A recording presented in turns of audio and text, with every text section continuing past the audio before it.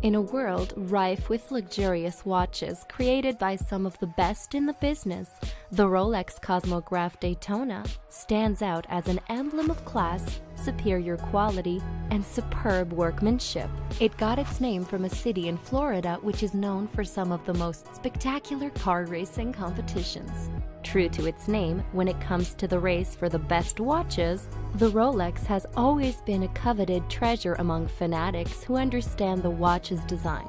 Along with the Speedmaster and the Submariner, the Rolex Daytona has definitely taken its place among the most prestigious watch brands. For over 50 years, vintage versions of this watch have become a true staple in auction markets all around the globe. Its latest models are known to be in high demand, with some not even making it onto the extensive waiting list. Here's all you need to know about the Rolex Daytona. The Rolex Daytona, the early stages. What inspired the multi-million-dollar Swiss company to venture into a project which would seem to usher in a timeless classic in the world of watches? Well, in the early 1960s, chronographs were becoming a thing. During that time, their popularity saw a steady rise thanks to the increasing popularity of motor racing. Seeing a niche market on the rise, Rolex decided to capitalize on the stylishness of what was at the time the modern sports chronograph, discarding previous designs consisting of Arabic numerals, thin hands, and less flashy cases. That said, Rolex wasn't the only watchmaking company looking to snag a profit from the upsurge in the industry. Both Omega and Tag Heuer came out to the Omega Speedmaster and the Tag Heuer Carrera respectively. They intended to give Rolex some stiff competition. What would be the outcome?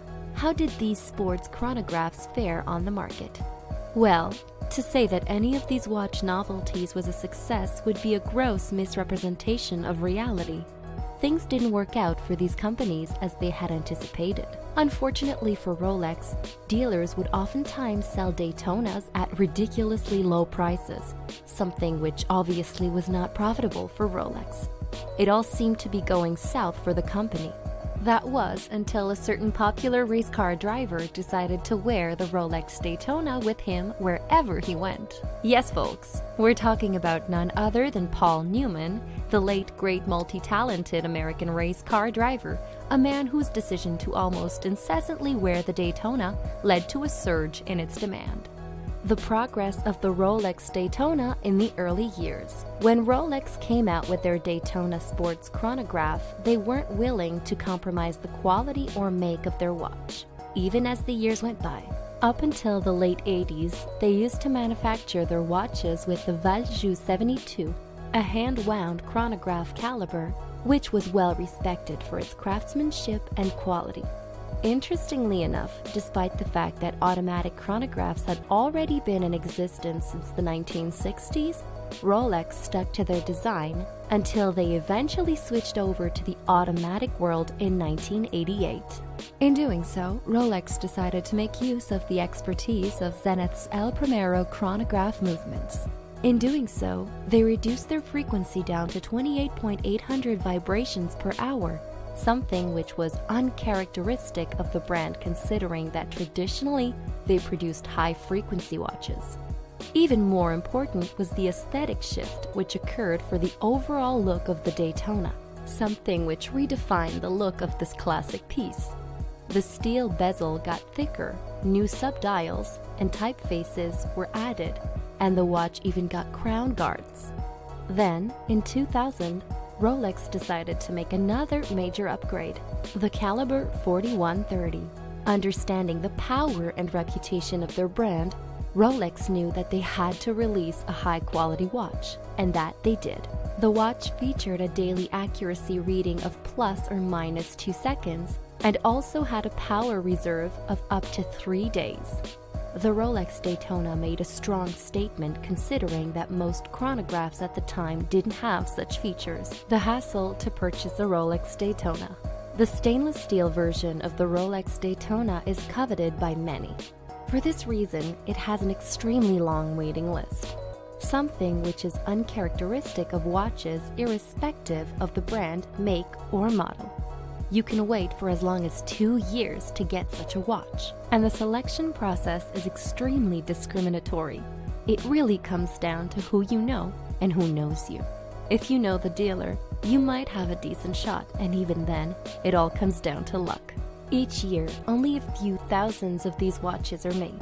For Rolex, this is a nifty marketing strategy which boosts the watch's branding of being luxurious, rare, and iconic. Consequently, for some people, the long wait is a small price to pay for such an emblematic status symbol. Steep prices.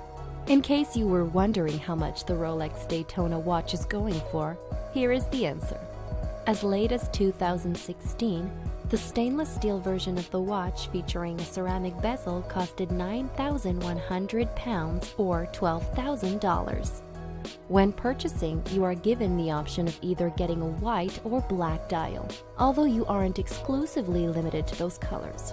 You can enjoy your Rolex Daytona watch in platinum, white gold, rose gold, or yellow.